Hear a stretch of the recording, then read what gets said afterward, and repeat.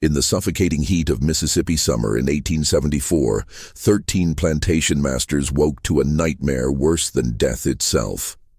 Their wives had vanished without a trace, simply evaporated from locked bedrooms, leaving behind only the faint scent of jasmine and a single black feather on pristine white pillows. Within hours, the men would receive letters that would destroy them in ways no bullet or blade ever could. Letters containing secrets so devastating, so personally humiliating, that several of the masters would take their own lives rather than face the exposure. But this wasn't the work of a ghost or demon, as some would later claim. This was the calculated revenge of a man who had lost everything to these same plantation owners, a man who had been forced to watch his family torn apart, sold like cattle to different corners of the South. A man who had spent 8 years planning the perfect vengeance, one that wouldn't just kill his enemies, but would destroy their legacies, shatter their reputations, and ensure their names would be remembered with shame and mockery for generations to come. They called him the Black Widower, though few knew his real name. And by the time the truth came out, it was already too late. The damage had been done, and 13 of Mississippi's most powerful men had been brought to their knees, not by violence, but by something far more devastating. The complete annihilation of everything they held sacred. Their honor, their reputations, their carefully constructed images as respectable gentlemen. All of it reduced to ashes by a man they had once owned. A man whose humanity they had never even acknowledged. Before I reveal exactly how this man orchestrated one of the most elaborate revenge schemes in American history, I need you to do something. Hit that subscribe button right now, because stories like this, stories that expose the darkest corners of our past, stories that reveal how the oppressed sometimes found ways to strike back against their oppressors, these are exactly what we uncover on this channel. And drop a comment telling me what's the most elaborate revenge story you've ever heard, because I guarantee nothing will compare to what you're about to hear. This is a tale that will make you question everything you thought you knew about justice, about revenge, and about the limits of human patience and planning.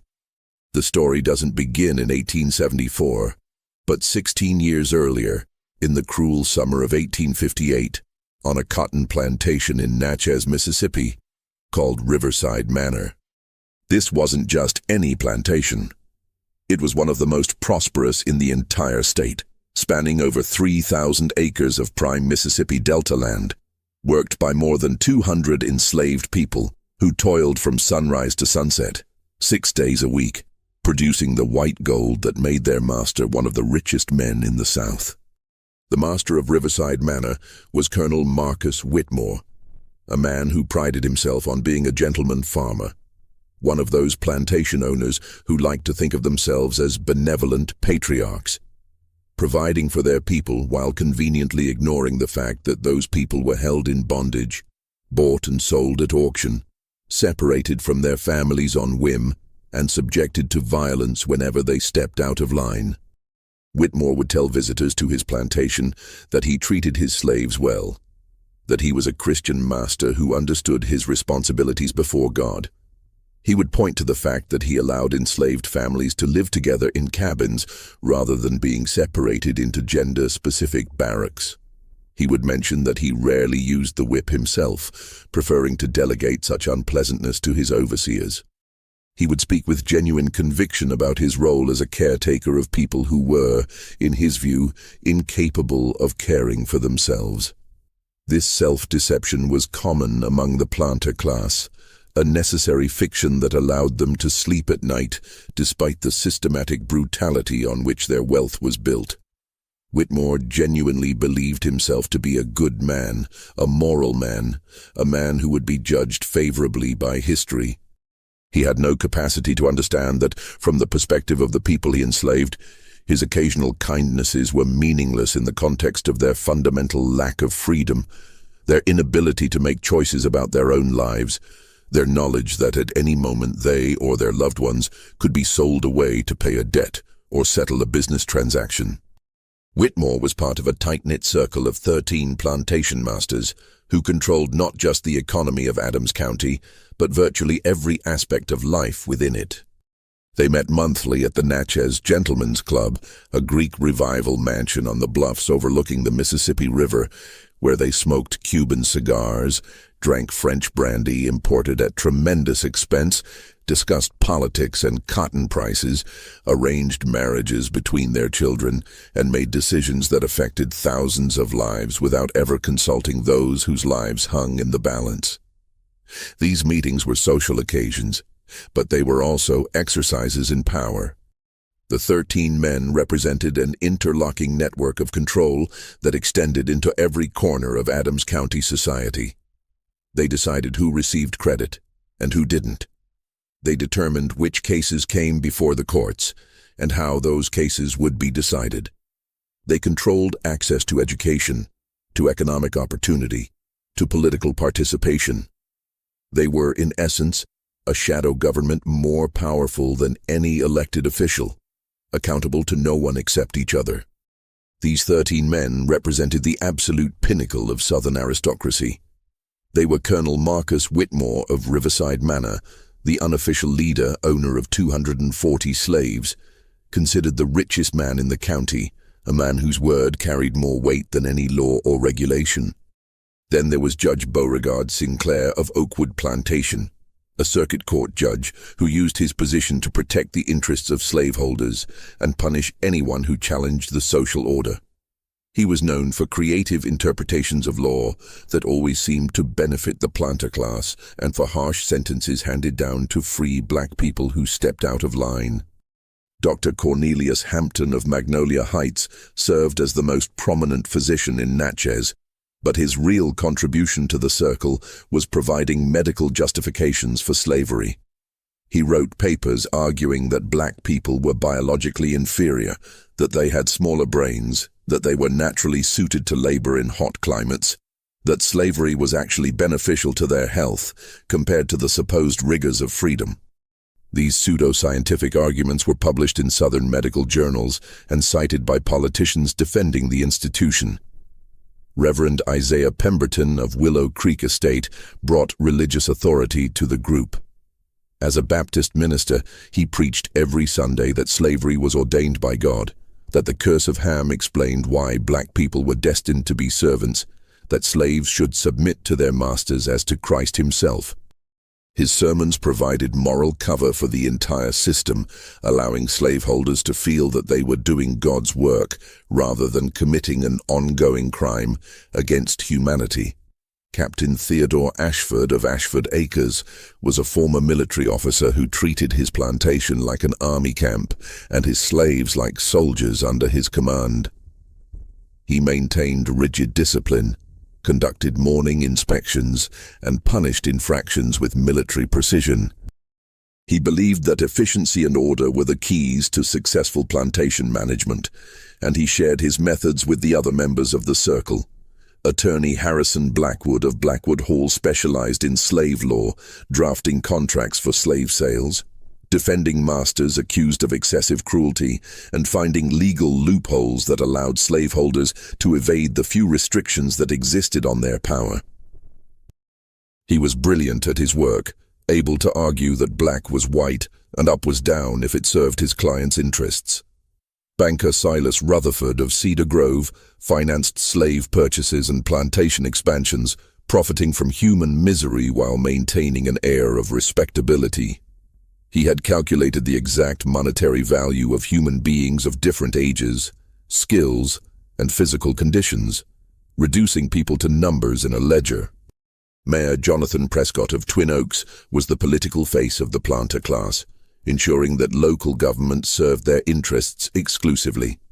He appointed sheriffs and tax assessors, controlled the distribution of government contracts, and made sure that any challenges to the social order were crushed before they could gain momentum.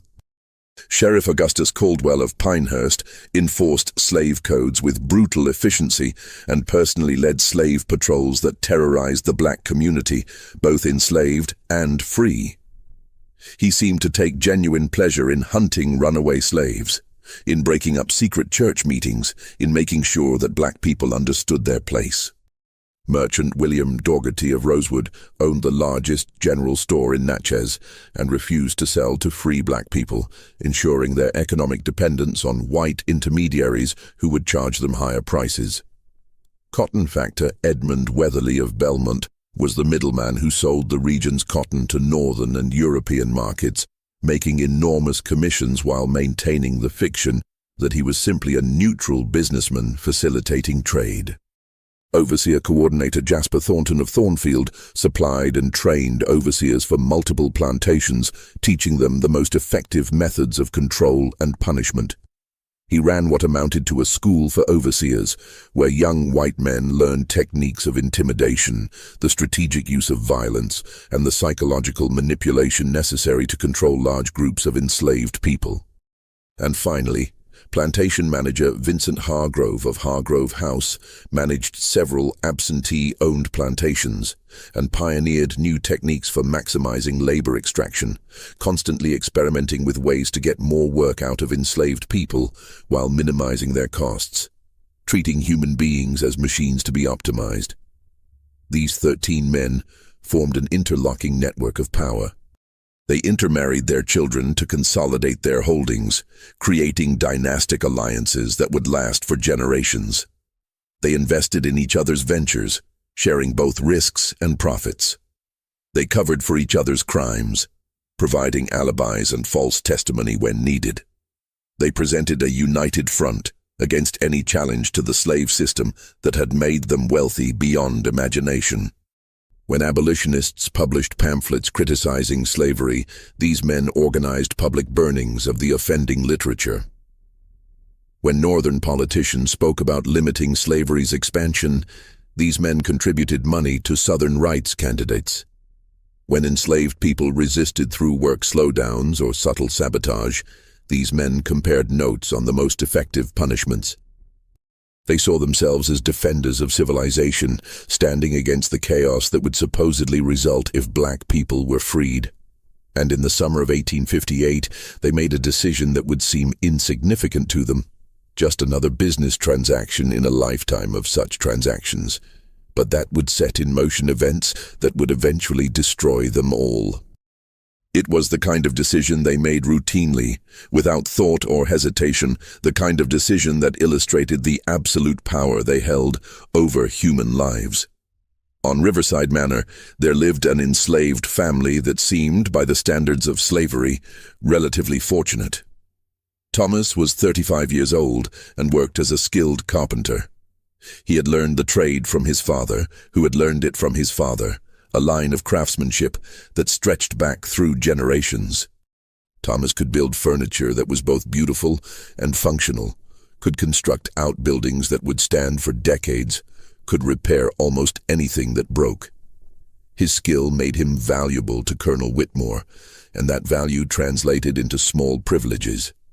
His wife, Claire, age 32, worked as a seamstress in the main house, creating and repairing garments for the Whitmore family.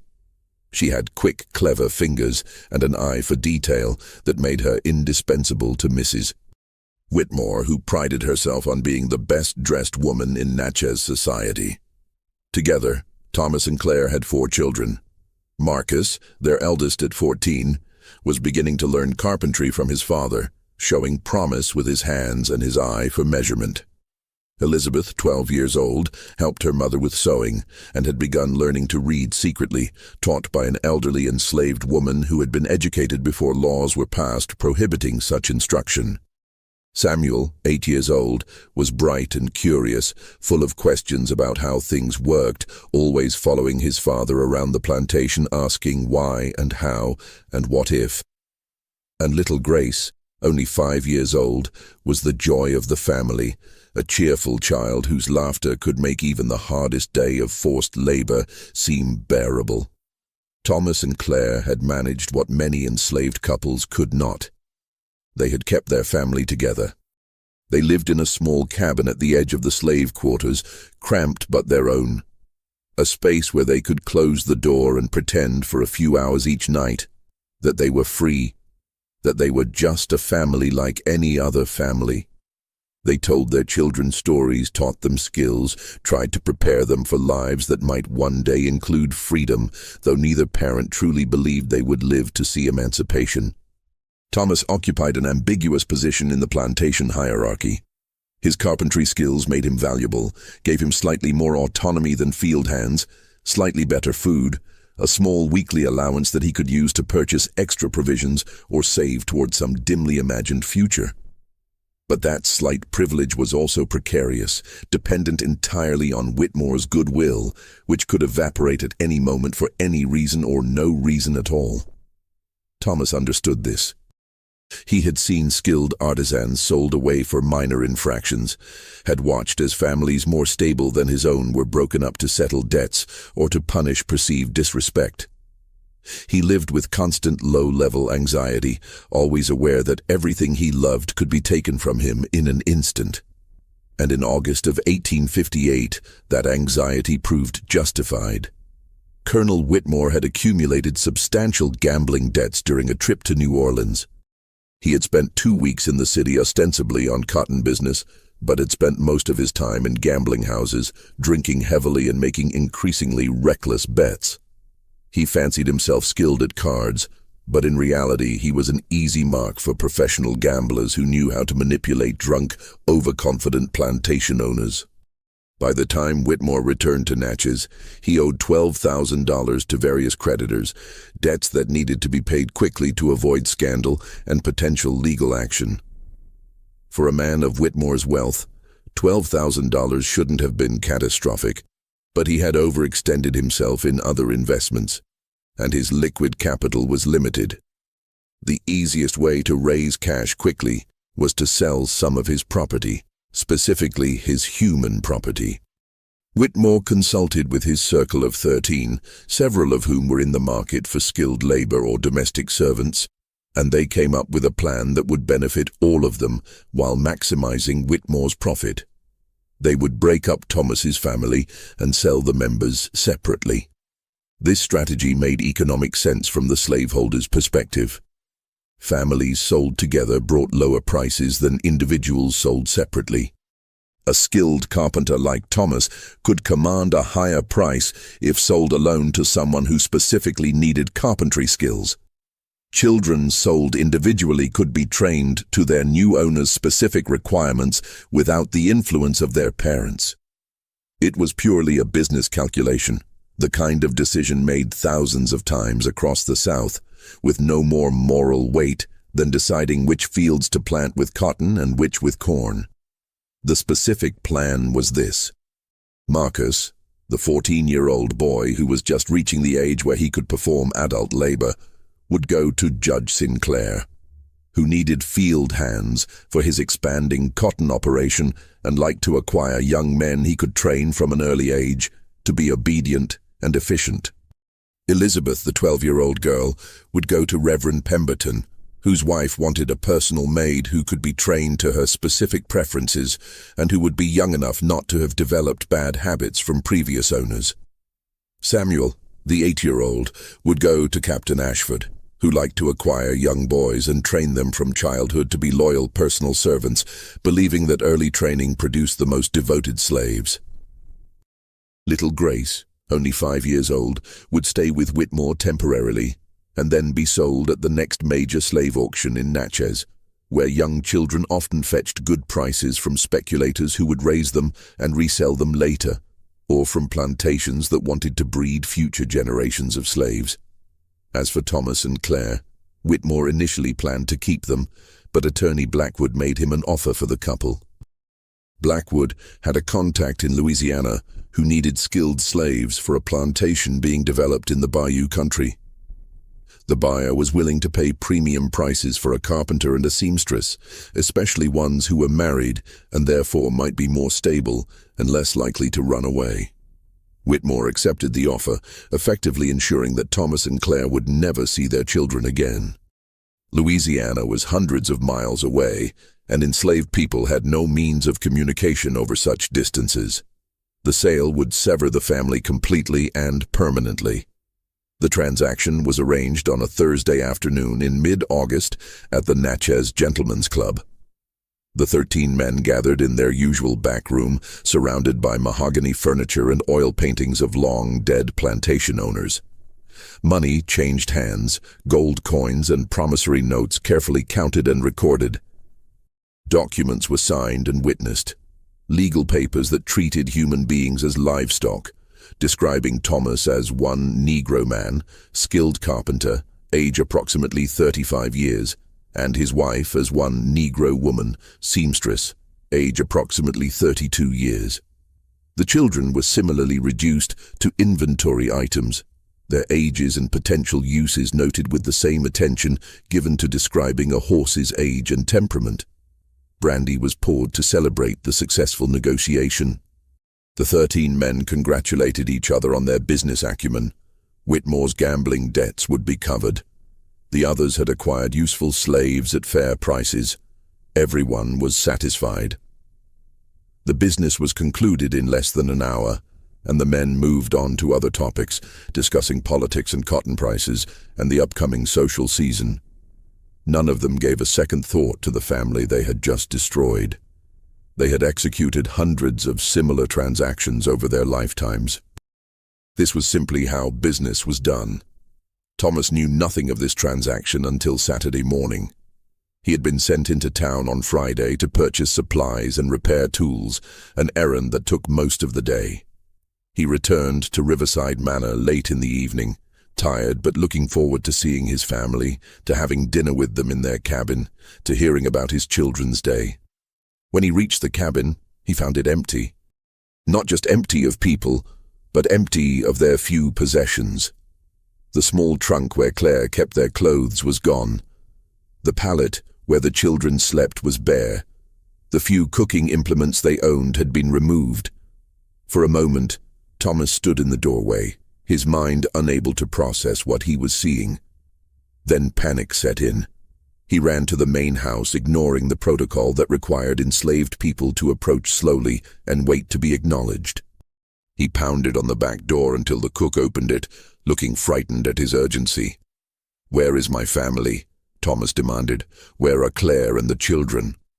The cook, an elderly woman who had known Thomas his entire life, looked at him with a mixture of pity and fear. She told him softly that they had been taken away that morning, that Overseer Davis had come with a wagon and several white men, that Claire had been crying and the children had been screaming, but they had been loaded into the wagon and driven away. Thomas ran to the overseer's house, a structure near the main plantation house where Davis lived. He demanded to know where his family had been taken, what was happening, when they would return. Davis looked at him with irritation and contempt. "Your family has been sold," Davis said flatly. "The colonel needed to raise some money, and he sold them. Your wife is going to Louisiana. The children have been sold to different folks around the county. That's all I know, and that's all you need to know. Now get back to your cabin before I have you whipped for disturbing me." Thomas felt his legs give out. He sank to his knees in the dirt outside Davis's house, his mind reeling. Sold. His wife sold to Louisiana. His children scattered to different owners around Adams County. His family destroyed, erased, as if the 15 years he had spent building a life with Claire, the 14 years he had spent raising his children, meant nothing. As if they were objects that could be redistributed at will, with no more consideration than would be given to selling furniture or livestock. He didn't remember walking back to his cabin. He didn't remember how long he sat there in the dark, his mind circling endlessly around the impossibility of what had happened. His children's voices echoed in his memory. Claire's face appeared before him, smiling the way she had smiled that morning when he left for town, not knowing it would be the last time he would ever see her. The weight of loss crushed down on him, making it hard to breathe, making him wish he could simply cease to exist, because existing without his family seemed unbearable. But as the hours passed and dawn approached, grief began to transmute into rage. Thomas was not a violent man by nature. He had spent his entire adult life being careful, being strategic, understanding that survival under slavery required the suppression of anger, the maintenance of at least an appearance of acceptance. But something in him broke that night. The careful self-control he had maintained for 35 years shattered, and what emerged was a fury so intense it felt like it might consume him from the inside. He made a decision. He would not accept this. He would not submit quietly to the destruction of everything he loved. He would run. He would escape and find his family. It was an impossible plan. He didn't know exactly where Claire had been taken, only that it was somewhere in Louisiana. He didn't know which plantations his children had been sold to, only that they were somewhere in Adams County. He had no money, no resources, no allies. Running away was extremely dangerous, and captured runaways faced horrific punishments. But Thomas didn't care about danger or consequences anymore. His family was gone, and if he couldn't find them, then he would at least die trying rather than continue living as if their loss was acceptable.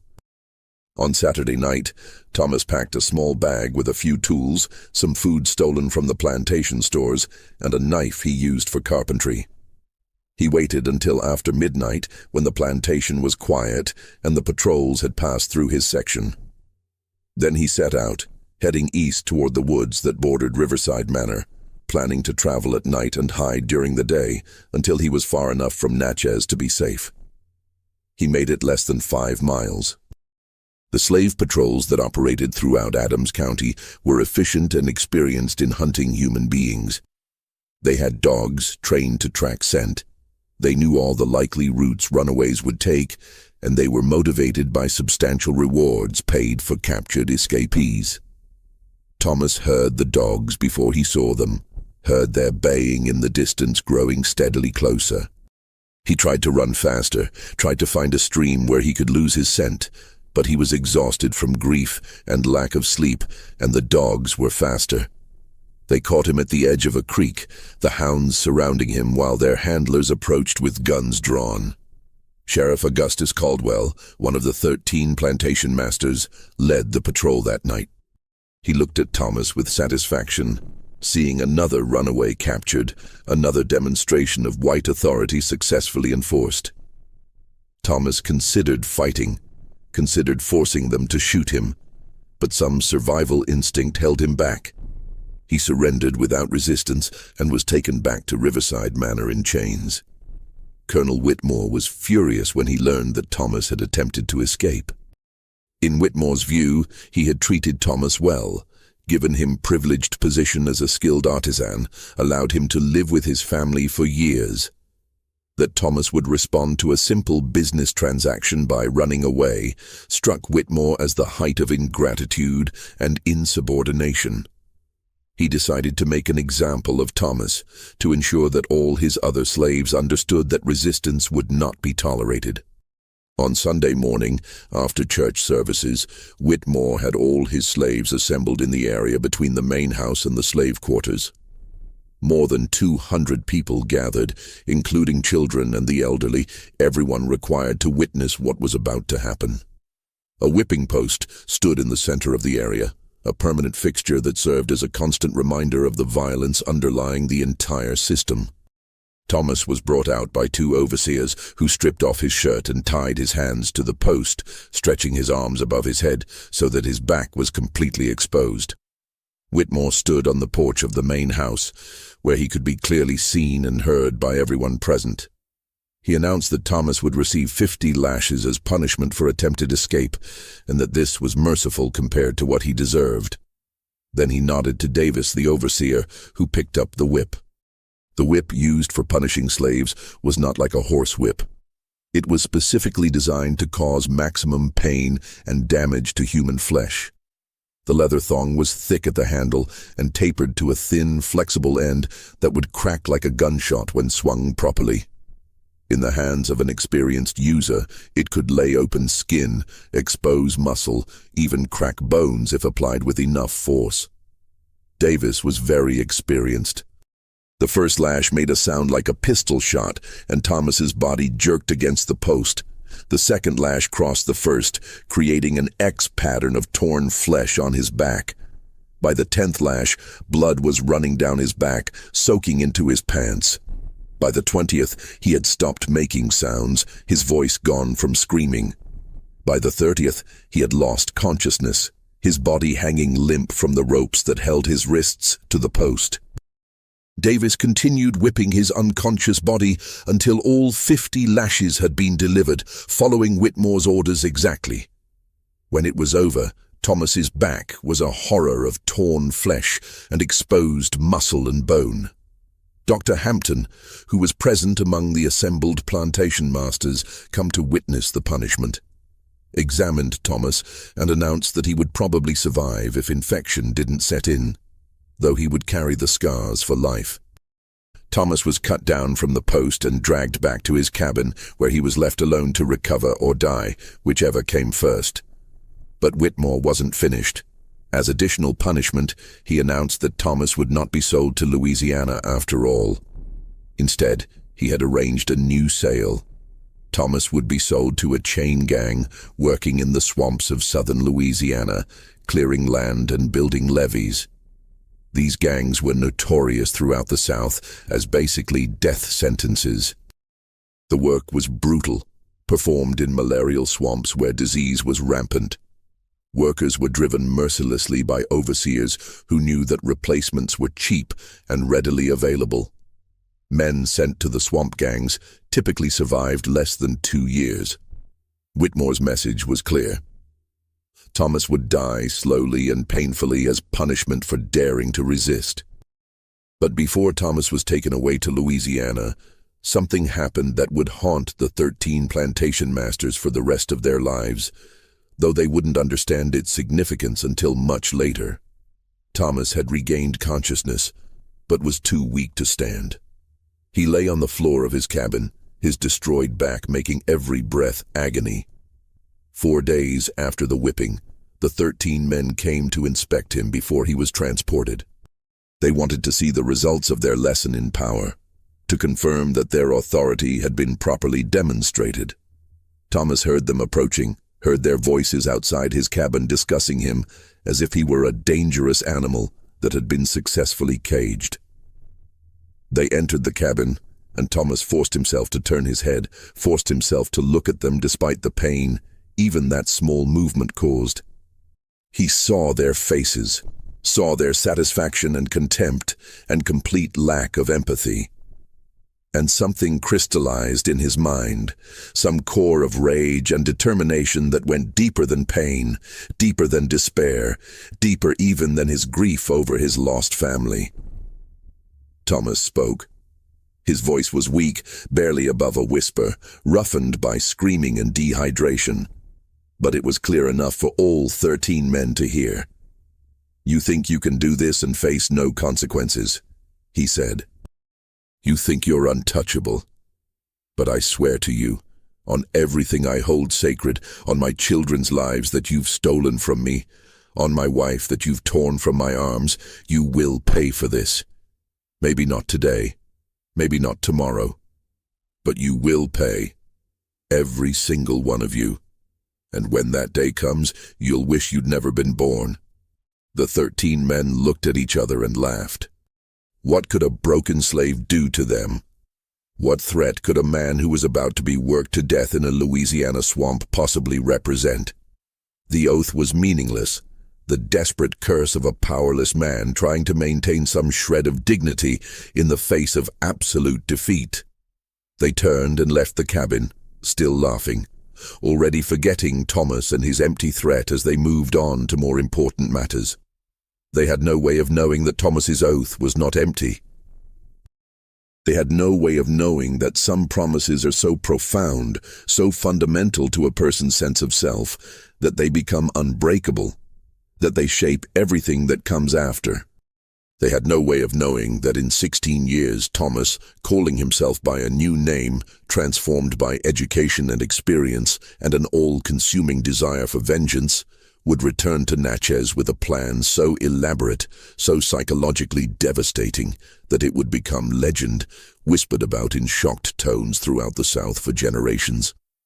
But before we can understand Thomas's revenge, we need to understand what happened to him in those 16 years between his oath and his return. We need to follow his journey from that cabin, where he lay broken and bleeding, to the moment he stepped off a riverboat in Natchez as Thomas Winchester, gentleman investor from Chicago.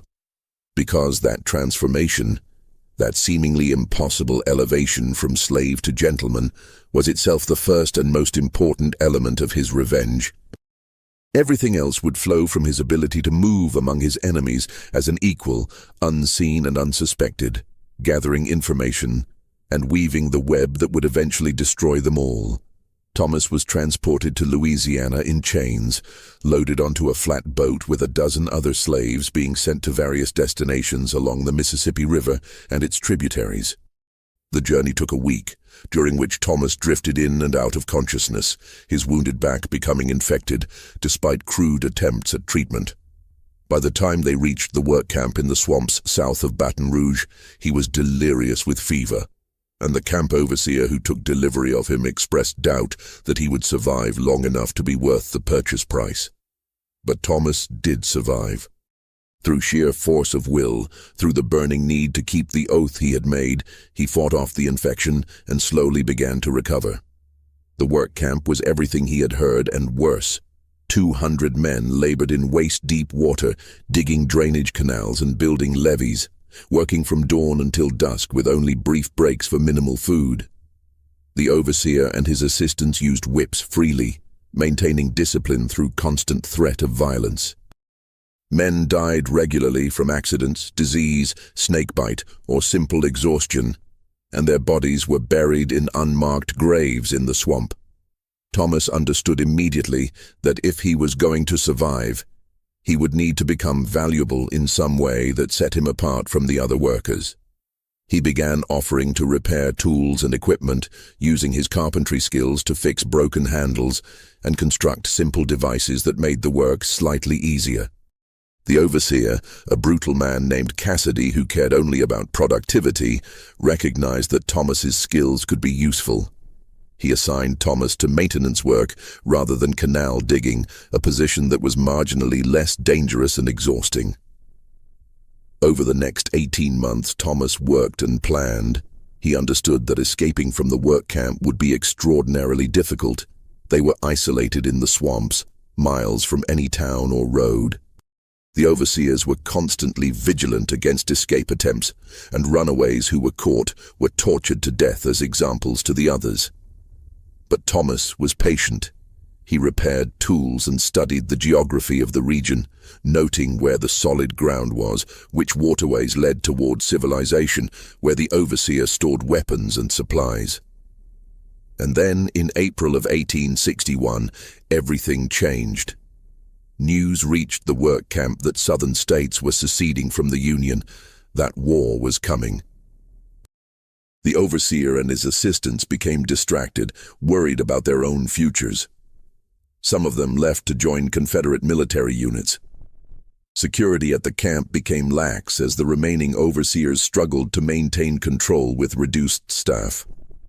Thomas waited for his moment. It came on a hot night in June when a storm rolled through the area, heavy rain and wind that covered sounds and reduced visibility.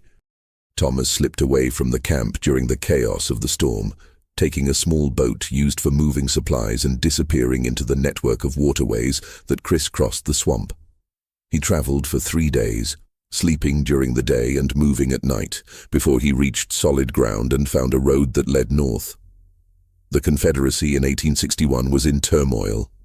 Men were marching off to war, women were taking over plantation management, and enslaved people were beginning to understand that the conflict might offer opportunities for freedom. Thomas moved through this chaos carefully, avoiding white people when possible, claiming when necessary to be traveling to join his master, who was with a Confederate regiment. His light skin and ability to speak well helped him pass casual scrutiny.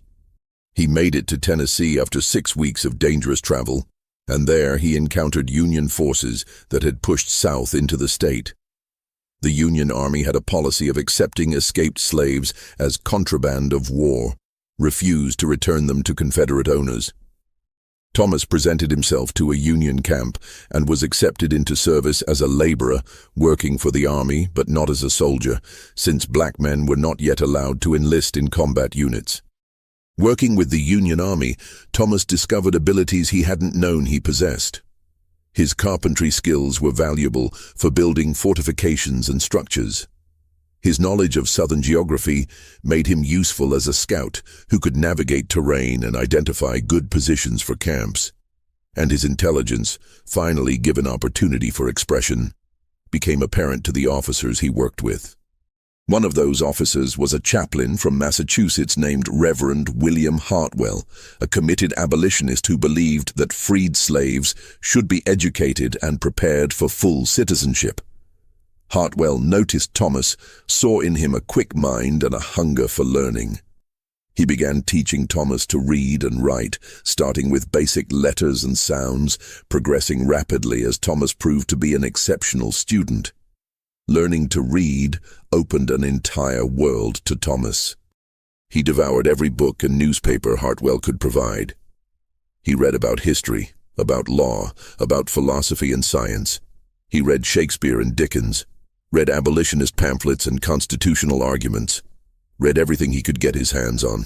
And as he read, he began to understand the intellectual frameworks that white people used to justify slavery, began to see the contradictions and hypocrisies at the heart of American society. Hartwell noticed something else about Thomas. His skin tone was light enough that he could potentially pass as white if he dressed appropriately and carried himself with confidence. This was an extraordinary advantage, rare and valuable. Hartwell suggested that Thomas might be useful to the Union cause as a spy, someone who could move through Confederate territory without arousing suspicion. Thomas agreed, partly out of gratitude to Hartwell, partly because he recognized that this skill of passing would be crucial for his longer-term plans. He began practicing. He studied how white Southern gentlemen dressed, how they spoke, what gestures and mannerisms marked someone as belonging to the upper class. He learned to adopt a drawl when necessary, to discuss cotton and politics and bloodlines with apparent expertise. And he discovered that white people saw what they expected to see. If you dressed like a gentleman and acted like a gentleman, most white people never questioned whether you belonged. Over the next 3 years, Thomas made several trips into Confederate territory, gathering intelligence about troop movements and supply lines, posing as a merchant or a plantation owner traveling on business. He was never caught, never seriously suspected. The disguise worked perfectly because Confederates couldn't conceive that a black man might be capable of such sophisticated deception. The war years also gave Thomas time to think about revenge. He knew that the 13 men who had destroyed his family were still in Natchez, still living their comfortable lives while the Confederacy fought to preserve slavery. He fantasized about killing them, about walking into the Natchez Gentlemen's Club with a gun and shooting all 13 before they even understood what was happening. But Thomas was too intelligent, too strategic to settle for simple murder. He wanted something more profound, more devastating than quick deaths. He wanted to destroy them the way they had destroyed him, to take everything they valued and grind it into dust. And gradually, as the war continued and Thomas continued his education, an idea began to form. These men prided themselves on their honor, their reputations, their positions in society. They saw themselves as gentlemen, as moral leaders, as defenders of civilization. What if he could destroy those self-images? What if he could expose them as frauds and hypocrites, could make them objects of mockery and contempt? What if he could hurt them in ways that would make them wish for death? When the war ended in 1865, Thomas faced a choice. He could try to find his wife and children scattered across the South, their locations unknown, or he could dedicate himself to revenge against the 13 men who had scattered them. He chose revenge, with the understanding that he would search for his family while preparing his vengeance, that the two goals were not incompatible. Thomas moved to Chicago, where he could disappear into the anonymity of a large northern city and where he could access resources and opportunities that would have been impossible in the South. He used his carpentry skills to establish a legitimate business, building furniture for the city's growing middle class. He was talented and reliable, and his business prospered. Within 2 years, he had accumulated enough capital to expand, hiring other craftsmen and establishing a reputation for quality work. But business was never Thomas's primary focus. His real work happened in the evenings and on Sundays. He spent hundreds of hours in libraries, continuing the education that Hartwell had started. He studied law and business, literature and philosophy, art and music, accumulating all the cultural knowledge that marked someone as educated and refined. He learned which wines were fashionable, which books everyone claimed to have read, which artistic movements were currently in favor. He studied etiquette, memorizing the complicated rules that governed interactions among the upper class. He hired a voice coach, a theatrical professional who helped him eliminate any remaining traces of Southern slave dialect from his speech and adopt instead the refined accent of educated Northern society. They worked on pronunciation, on rhythm and cadence, on the subtle markers that distinguished cultured speech from common. Thomas practiced for hours every day, recording himself and listening back, correcting every vowel and consonant until his speech was indistinguishable from someone born into privilege. He transformed himself physically as well. Good tailoring, careful grooming, the right accessories, all of these helped to create the image of a successful gentleman. Thomas learned to carry himself with the confidence and authority that white society associated with their own class. He practiced walking into rooms as if he owned them, making eye contact as an equal rather than a subordinate, speaking with the assumption that his opinions mattered. The transformation took years. Thomas was patient, methodical, understanding that rushing would be fatal to his plans. He needed to become so thoroughly convincing in his role as Thomas Winchester, successful businessman and gentleman, that no one would ever question whether he was exactly what he appeared to be. He needed to erase Thomas the slave completely, to bury that identity so deep that even people who had known him wouldn't recognize him in his new form. During these years of preparation, Thomas also maintained a network of contacts throughout the South. He corresponded with former slaves who had scattered during the war, with Union veterans who had settled in southern states during Reconstruction, with sympathetic whites who worked with the Freedmen's Bureau. Through this network, he gathered intelligence about what had happened to the 13 plantation masters after the war. He learned that they had all survived, though their fortunes had been damaged by emancipation. Their wealth, which had been based entirely on slave labor, had collapsed. Many had lost their plantations or had been forced to break them up and sell parcels. But they were still alive, still influential in their communities, still wielding power over the freed black population through economic pressure and political manipulation. Thomas also tried desperately to find his wife and children. He placed carefully worded notices in newspapers across the South, advertisements claiming to be looking for family members displaced during the war. He wrote to Freedmen's Bureau offices, asking them to search their records for anyone matching his family's descriptions. He sent letters to contacts in Louisiana and Mississippi, asking them to make inquiries.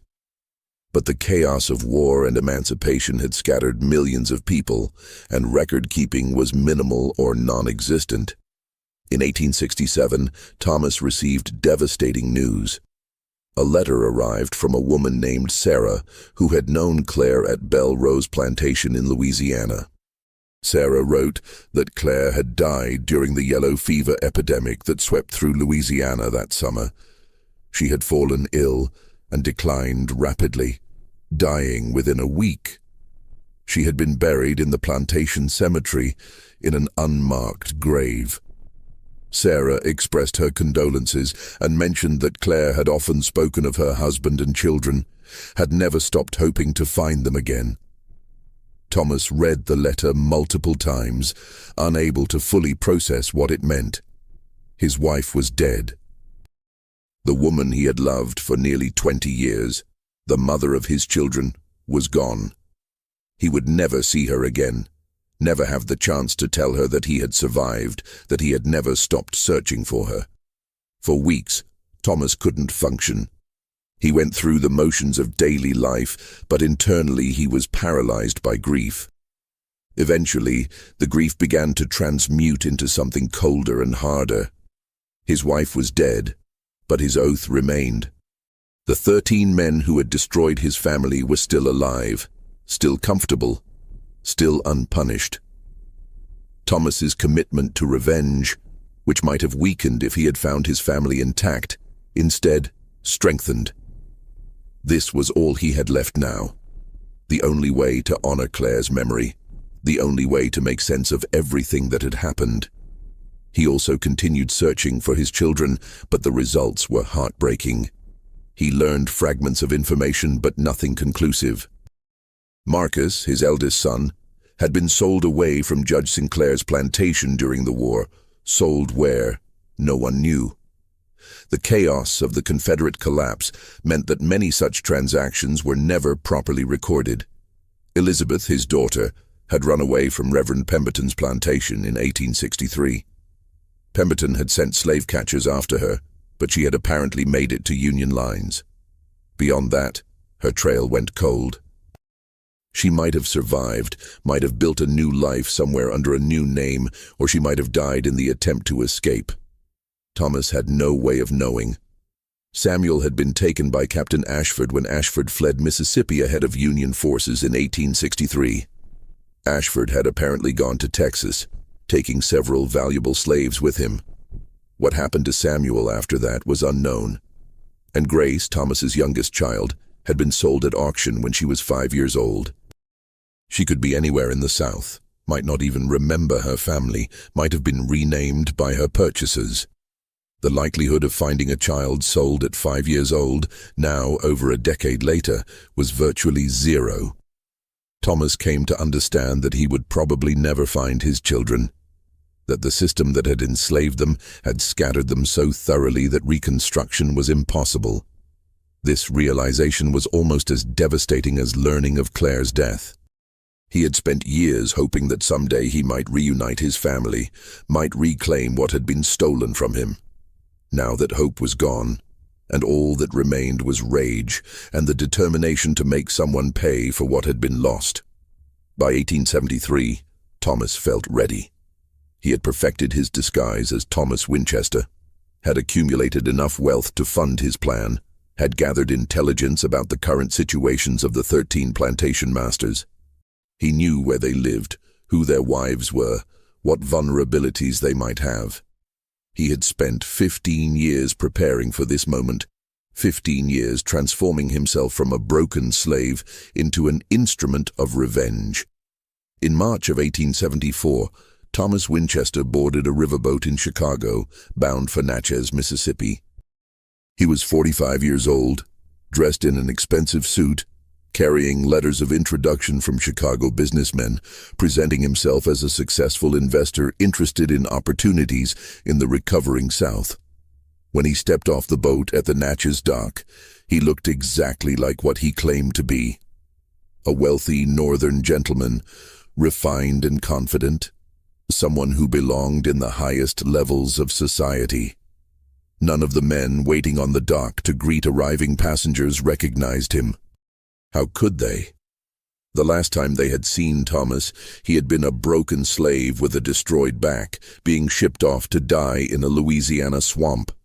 The possibility that this elegant gentleman could be that same man was literally inconceivable to them.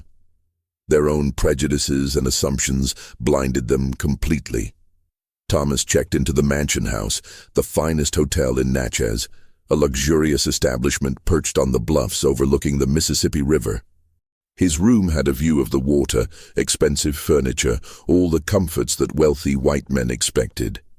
He unpacked his belongings, arranged his papers and letters of introduction, and prepared to begin the final phase of his revenge. Over the next several weeks, Thomas inserted himself into Natchez society with practiced skill. He joined the Natchez Business Association, presenting himself as someone interested in investing in local enterprises. He attended church services at the Episcopal Cathedral, the church of choice for the upper class. He dined at the best restaurants, took rooms at the gentlemen's club for afternoon reading, made himself visible and available to the community's leaders. His credentials were impeccable, his manners flawless, his conversation sophisticated and engaging. He discussed literature with the local physician, debated politics with the town's lawyers, analyzed cotton markets with plantation owners and factors. He was charming without being obsequious, confident without being arrogant. Exactly the kind of person that Natchez' elite wanted to welcome into their circle. Within a month, Thomas had secured invitations to the best homes in Natchez. He dined with Judge Sinclair and his young wife Eleanor, discussing legal philosophy and constitutional interpretation. He attended a musical evening at Reverend Pemberton's house, where Mrs. Pemberton served as hostess for a gathering of church members. He met with banker Rutherford to discuss potential investments, impressing the banker with his financial acumen. He was introduced to Sheriff Caldwell, who seemed wary of northern investors but couldn't find any specific reason to object to this particular gentleman. And slowly, methodically, Thomas began gathering information about the 13 men, and more importantly, about their wives. He observed interactions, noted tensions, identified dissatisfactions. He paid attention to small details. Which wives seemed unhappy? Which men treated their spouses with contempt or indifference? Which marriages were obviously loveless arrangements rather than partnerships? What Thomas observed confirmed what he had suspected. The wives of the 13 plantation masters were, almost without exception, deeply unhappy women. Some were young, married off to older men by families seeking advantageous connections. Others were older, trapped in decades-long marriages to men who had never really seen them as people, who treated them as ornaments or servants rather than partners. Almost all of them were starved for attention, for kindness, for any acknowledgement that they had thoughts and feelings worth considering. Southern society in 1874 still operated under rigid rules about gender and class. Respectable women had extremely limited freedom. They couldn't work outside the home, couldn't control their own money, couldn't leave their husbands no matter how miserable the marriage. They were supposed to be pure, submissive, ornamental. Their role was to manage households, raise children, and reflect well on their husband's status. Their own desires and aspirations were irrelevant. For Thomas, these women represented both tools and victims. He would use their vulnerabilities to destroy their husbands, but he also recognized that they were prisoners of the same system that had enslaved him, trapped by different chains, but trapped nonetheless. He didn't hate them, but he also didn't allow sympathy to interfere with his plans. They were necessary sacrifices in his war against the men who had destroyed his family. Thomas began his campaign with Catherine Blackwood, the attorney's wife. Catherine was 42 years old, childless after years of trying, married to Harrison Blackwood for over 20 years. Blackwood spent most of his time in his law office, working on cases and drinking with colleagues. Catherine spent her days managing a large house with the help of servants, attending church activities, and trying to fill empty hours with needlework and reading. Thomas engineered an introduction at a meeting of the Natchez Library Association, where both he and Catherine were members. He positioned himself near her during the meeting, and afterward mentioned a book he thought she might enjoy, based on comments she had made during discussion. Catherine seemed surprised and pleased that anyone had been paying attention to her opinions. They spoke for a few minutes about literature, and Thomas mentioned that he had ordered several new books from Chicago that hadn't yet arrived in Natchez bookstores. He offered to lend them to her once they arrived if she was interested. Over the next several months, Thomas cultivated a friendship with Catherine Blackwood. It started innocently, conversations about books and ideas. Thomas treated her as an intelligent person whose thoughts mattered, which was apparently novel enough that Catherine responded with gratitude and growing warmth. They began meeting for afternoon tea at the hotel, always in public, always perfectly respectable, gradually talking about more personal subjects. Thomas learned about Catherine's disappointments, her loneliness, her sense that her life had been wasted in service to a man who barely acknowledged her existence. He listened with apparent sympathy, made thoughtful observations, provided the kind of emotional support that Blackwood never had. He was patient, never rushing, letting Catherine become comfortable with him, letting affection develop naturally. After 6 months, Catherine suggested they meet somewhere more private. She phrased it carefully, claiming she wanted to discuss some matters too personal for public conversation. Thomas agreed, and they began meeting in a rented room he kept for business purposes. The affair that developed was both physical and emotional, with Catherine experiencing, for perhaps the first time in her life, a relationship where she felt valued and desired. Thomas was meticulous about documentation. He kept every note Catherine wrote to him, carefully preserved and filed. He recorded dates and details of their meetings in a private journal, noting conversations and activities with the thoroughness of someone building a legal case. He even managed to obtain a photograph of the two of them together, arranging it under the guise of having a group picture taken, but positioning the camera to capture just the two of them in an unmistakably intimate pose. After 3 months of affair, when Thomas had gathered sufficient evidence to thoroughly compromise Catherine Blackwood, he began distancing himself slightly, preparing to move on to the next target while keeping Catherine engaged enough that she wouldn't suspect his ultimate intentions. He claimed that business matters were demanding more of his time, that he needed to be careful about maintaining discretion to protect her reputation. Catherine accepted these explanations, grateful for his consideration of her position, and Thomas Winchester moved on to his next conquest, beginning the same patient process with another wife, and then another, building his web of seduction and documentation, gathering the evidence that would eventually destroy all 13 men. The campaign would take 18 months to complete, 18 months of sustained psychological manipulation, of becoming whatever each woman needed him to be, of maintaining multiple simultaneous affairs without any of the women discovering the truth. It was exhausting work, emotionally and psychologically draining. Thomas wasn't a naturally duplicitous person. Before slavery had destroyed his family, he had been honest and straightforward, incapable of the kind of sustained lying his revenge required. But he had learned that survival sometimes required becoming someone you wouldn't recognize, doing things you never thought yourself capable of. And his rage, his need for revenge, was strong enough to carry him through the moral compromises his plan demanded. Each seduction followed a similar pattern, but was customized to the specific woman.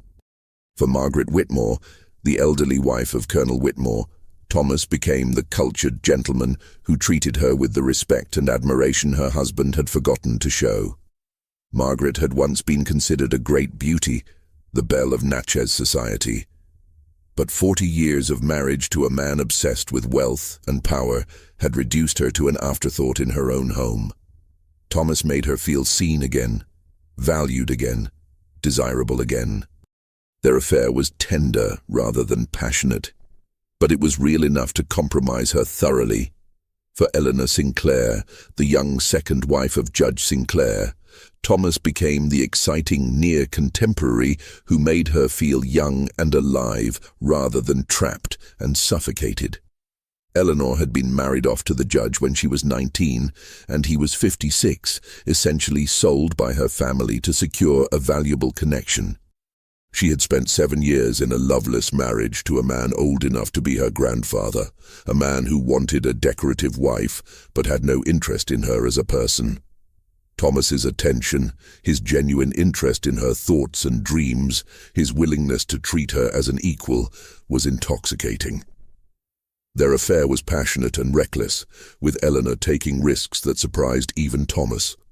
For Abigail Pemberton, the minister's wife, Thomas became the understanding confidant who didn't judge her for having desires and needs that her husband's theology claimed she shouldn't have. Abigail had spent her entire adult life suppressing every impulse and desire that didn't fit the narrow definition of Christian womanhood her husband preached. She was supposed to be pure, submissive, selfless, existing only to serve her husband and the church. Thomas offered her permission to be human, to acknowledge needs that her religion told her were sinful. Their affair had an element of rebellion, of Abigail finally allowing herself to want something for herself, rather than constantly sacrificing for others. Each woman, each affair, required Thomas to become someone slightly different, to mirror back what each wife needed to see. It was a virtuoso performance of manipulation, sustained over 18 months, requiring him to keep track of multiple stories and personalities while maintaining his public identity as Thomas Winchester, respected businessman. The psychological toll was enormous. Thomas found himself sometimes forgetting which version of himself he was supposed to be, which woman he was meeting, which set of problems he was supposed to be sympathetically discussing. He started keeping detailed notes, not just for documentation, but to help him remember who knew what, who believed which lies, who expected what kind of behavior. And underneath all the deception, underneath the performance, Thomas carried constant guilt about what he was doing to these women. They were victims of the same men he was targeting, trapped by a system that gave them no power and few choices. Using them as weapons against their husbands felt like victimizing them twice. But Thomas had come too far, invested too much to stop now. His oath to his destroyed family, his need to make the 13 men pay for what they had done, overrode any ethical concerns about collateral damage. By October 1874, Thomas Winchester had completed his extraordinary campaign. He had seduced all 13 wives of the surviving plantation masters. Actually, since 2 of the original 13 men had died, he had seduced 11 wives, but he had also decided to include the widows of the 2 dead men, bringing his total to 13 women, a number that felt symbolically appropriate given the original circle of 13 men who had destroyed his family. He had documentation for every affair, meticulously organized and prepared for maximum impact. He had photographs of himself with each woman, some innocent-looking but damning in context, others unmistakably intimate. He had letters and notes, dozens of them, written in the women's own hands, expressing love and desire and plans for secret meetings. He had detailed diary entries describing the physical intimacy of each affair, written with enough specificity that no one could dismiss them as fabrications. And he had prepared a final element that would tie everything together and ensure the men understood exactly why this was happening to them. For each of the 13 books he planned to create, Thomas wrote a personal letter addressed to the husband, explaining exactly who Thomas Winchester really was, reminding them of what they had done to his family 16 years earlier, and making it clear that this destruction of their reputations and marriages was deliberate revenge, calculated and executed with the same cold precision they had used when destroying his family. In late October, Thomas Winchester disappeared from Natchez, telling his business associates that urgent matters in Chicago required his attention for several months. In reality, he traveled to Memphis, where he could work anonymously on the final preparations without risk of being discovered. He rented a small office and hired a printing company, swearing them to secrecy about the nature of the project. Over 2 weeks, Thomas supervised the creation of 13 identical leather-bound books, each beautifully made with gilt edging and high-quality paper, the kind of elegant volume that might contain poetry or philosophy. But instead of literature, each book contained a complete documentation of Thomas's affair with one specific wife. The books were organized chronologically, starting with the first meeting between Thomas and the wife, progressing through the development of their relationship, including the full text of every letter and note, Thomas's diary entries describing their meetings in explicit detail, and the photographic evidence that made denial impossible. Each book concluded with Thomas's personal letter to the husband, explaining his true identity and his motivation for revenge. These letters were masterpieces of controlled rage, laying out in precise detail exactly what the 13 men had done to Thomas's family. exactly how that destruction had felt, exactly why this public humiliation was appropriate and deserved punishment for their crimes. Thomas also prepared additional copies of each book to be distributed beyond the immediate husbands. He understood that for his revenge to work, it couldn't be private. The entire community needed to know what had happened, needed to see these supposedly respectable men exposed as cuckolds who couldn't even control their own wives. The shame needed to be public, permanent, and complete. In early November, Thomas arranged for the books to be mailed simultaneously to multiple recipients. Each husband would receive his specific book, but copies would also go to the Natchez Daily Courier, the town's newspaper, to the ministers of the 3 largest churches in Natchez, to the president of the Natchez Business Association, to the mayor and city council members, and to several prominent women known for being the centers of social gossip networks. The timing was carefully calculated. Thomas arranged for all the books to arrive on the same day, November 15, 1874, ensuring that the news would break simultaneously across Natchez society before anyone could attempt to suppress or contain it. It would be impossible to prevent the scandal from spreading when dozens of people received the information at the same time. Thomas mailed the books from Memphis on November 12th, using a courier service that guaranteed delivery within 3 days. Then he boarded a train heading north, leaving the South entirely, putting distance between himself and the devastation he was about to unleash. He had no intention of being anywhere near Natchez when the books arrived and the scandal exploded. On the morning of November 15, 1874, the books began arriving at their various destinations. Colonel Marcus Whitmore received his copy at breakfast, delivered by a courier who waited for no response. Whitmore opened the elegant volume, expecting perhaps a gift book or some business proposal.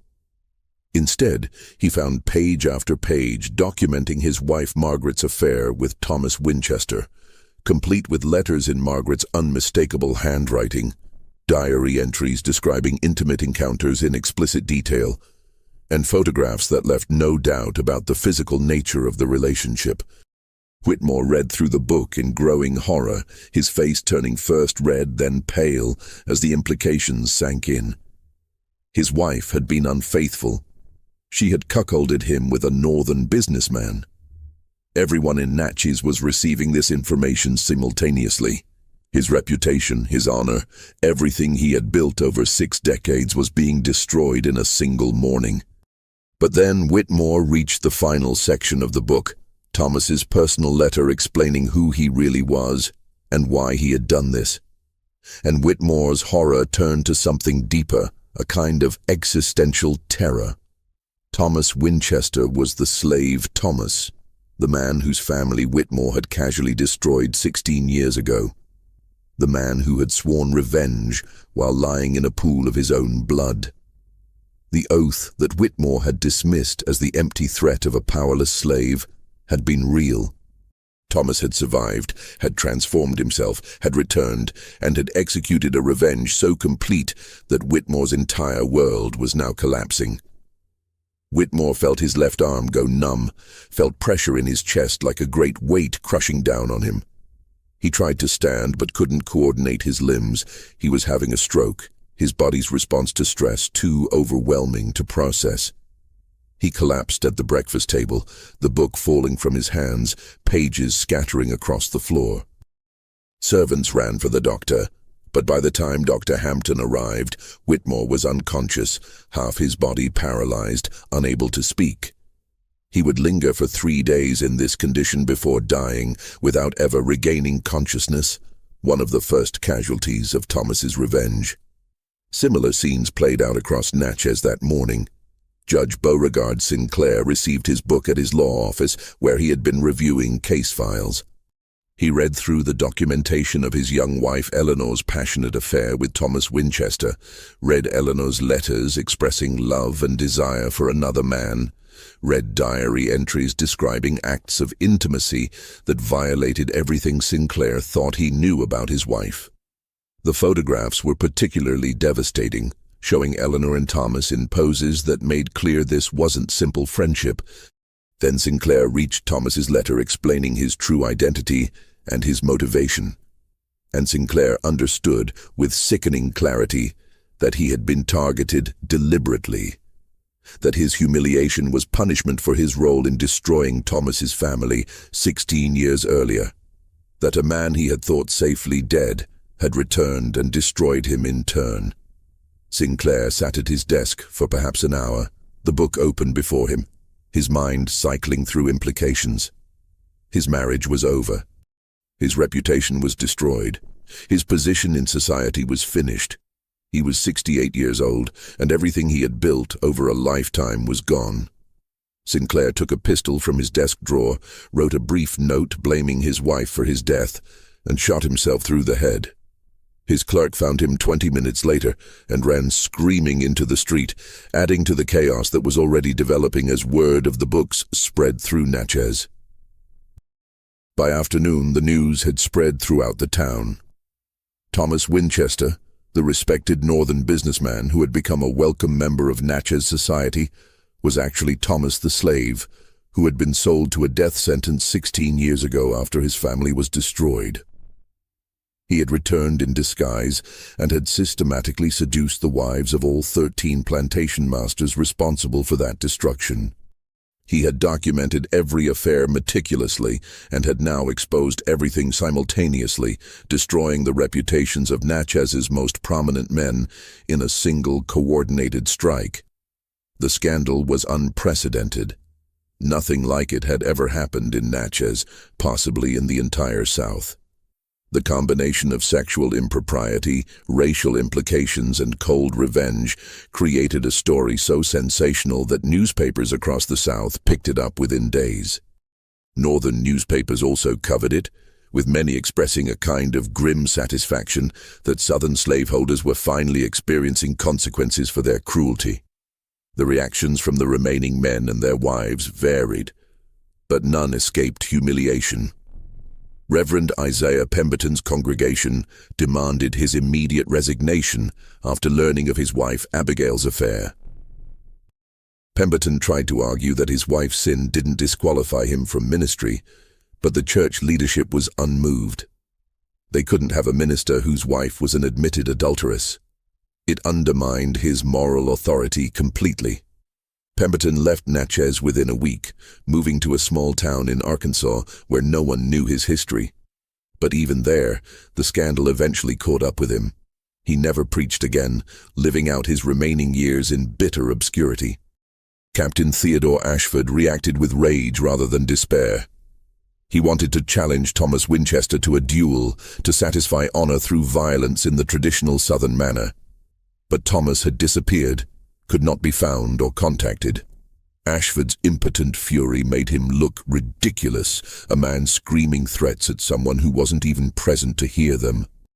His wife fled to live with relatives in Georgia, and Ashford was left alone in his decaying plantation house, drinking heavily and ranting about northern perfidy to anyone who would listen. Attorney Harrison Blackwood tried to argue that the books were elaborate forgeries, that Thomas Winchester had fabricated everything to embarrass Natchez's leading citizens for some unknown political purpose. But this defense collapsed when several of the wives, confronted by their husbands, admitted the affairs were real. Blackwood's own wife, Catherine, confirmed that she had been intimate with Thomas Winchester, that the letters in the book were genuinely written by her, that everything documented was true. Blackwood's attempt to maintain denial in the face of his wife's confession made him look foolish as well as cuckolded. Banker Silas Rutherford found that his business clients no longer trusted him. If he couldn't manage his own household, if he couldn't even keep his wife faithful, how could he be trusted to manage other people's money? Within months, most of his accounts had been transferred to other banks, and Rutherford was facing financial ruin on top of social humiliation. The remaining men suffered similar fates. Mayor Jonathan Prescott's political career ended instantly. No one would vote for a man who had been so publicly humiliated. Sheriff Augustus Caldwell lost his position and was actually driven out of Adams County by vigilantes, who took advantage of his weakened status to settle old scores from his years of brutal enforcement of racial control. Merchant William Dougherty's store was boycotted by customers who didn't want to be associated with him. Cotton factor Edmund Weatherly's business partners terminated their relationships. Plantation manager Vincent Hargrove was fired by the northern investors who employed him and couldn't find work anywhere. The wives also suffered, though their suffering was of a different character. Some were divorced by their humiliated husbands and found themselves suddenly without support, forced to rely on relatives who were often resentful about having to take them in. Others remained married but in relationships that had become prisons of mutual hatred and recrimination. Several left Natchez entirely, seeking refuge in distant cities where they might start over under assumed names. At least 3 of the wives attempted suicide in the weeks following the scandal's exposure, though most survived their attempts. The scandal dominated conversation in Natchez for months, then years. The revelation that Thomas Winchester was actually the former slave Thomas, that he had transformed himself so completely that he'd moved among the upper class as an equal for over a year, that he'd seduced 11 wives as revenge for what their husbands had done to his family, challenged every assumption white Southerners held about race and the natural order of society. How could a former slave have become so refined, so educated, so capable of navigating upper-class society without detection? It suggested that the racial theories used to justify slavery might be wrong, that black people's supposed inferiority was a lie told to excuse oppression rather than a fact of nature. This implication was almost as disturbing to white Southerners as the sexual scandal itself. Some called it the most elaborate revenge in American history. Others called it the most disgraceful scandal the South had ever seen. Black residents of Natchez and surrounding areas had mixed reactions. Some were horrified, worried that Thomas's actions would bring reprisals down on the entire black community. Others expressed a grim satisfaction that white men who had committed atrocities with impunity had finally faced consequences. The story spread through black communities across the South, becoming a legend about resistance and the possibility of striking back against oppressors.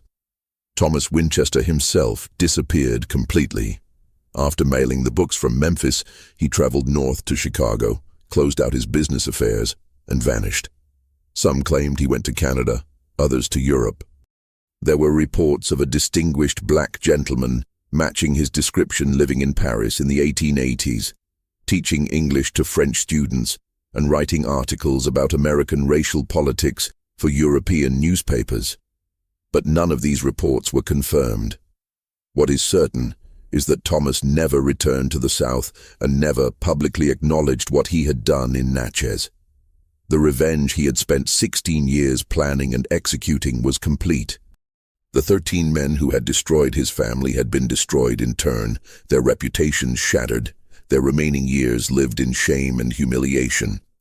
It wasn't the same as getting his family back. Nothing could restore what had been taken from him. But it was justice of a kind, imperfect and costly, but real. The story of the Black Widower, as Thomas came to be called in whispered conversations, became part of the hidden history of Reconstruction, the stories that freed people told each other about resistance and survival. It was a reminder that even in a system designed to grant absolute power to white people, even when the law offered no protection and society granted no recognition of black humanity, it was still possible to strike back. Still possible to make oppressors pay a price for their cruelty. For historians who would later study this period, the story raised complicated questions about justice and revenge. Was Thomas Winchester's elaborate scheme justified? He had destroyed not just the men who wronged him, but also their wives, who were arguably victims of the same patriarchal system that had enabled slavery. He had manipulated and used these women, had violated their trust, had exposed them to public humiliation and private suffering. Could that be justified as legitimate revenge against their husbands?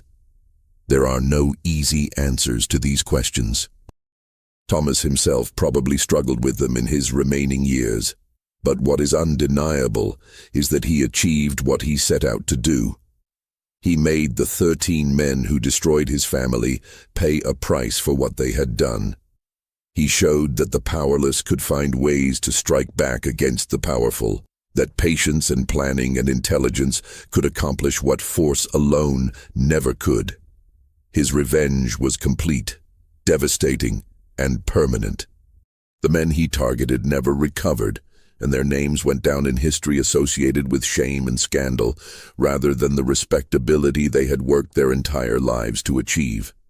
And somewhere, whether in Canada or Europe or some hidden corner of America, Thomas Winchester, formerly Thomas the Slave, lived out his remaining years knowing that he had kept the oath he made in 1858, that his wife Claire and his scattered children had been avenged, that justice, delayed and imperfect but real, had finally been served.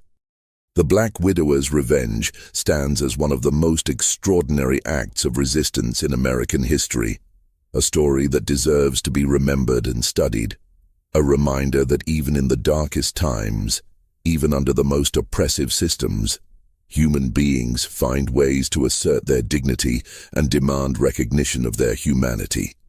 What do you think of this story? Was Thomas Winchester's revenge justified, or did he go too far? Did the plantation masters get what they deserved, or did innocent people suffer for crimes they didn't commit? Leave your thoughts in the comments below. If this story moved you or made you think about justice and revenge in new ways, hit that like button and share this video with someone who appreciates complex historical narratives. Subscribe to this channel for more forgotten stories from America's past, stories that challenge us to think about who we were and who we want to be. Thanks for watching, and I'll see you in the next one.